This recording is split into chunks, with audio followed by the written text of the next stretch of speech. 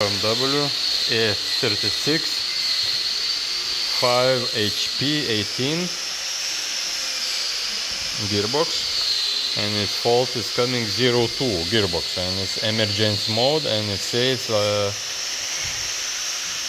PN lock valve solenoid. So I found out that this lock valve is inside gearbox, so I connect just outside this solenoid. It's another solenoid, just I leave it out, and connector is number 2 brown violet, and 52 it's violet. So do like that, solder it, tape, put together, and see what's happening. Is it still emergency or not? Could be also that this control unit is bad.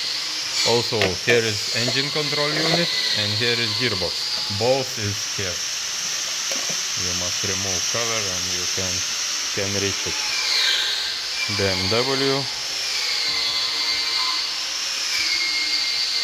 E36 95 years old, 95 model. So, write comment, like, subscribe. Thank you. See you later.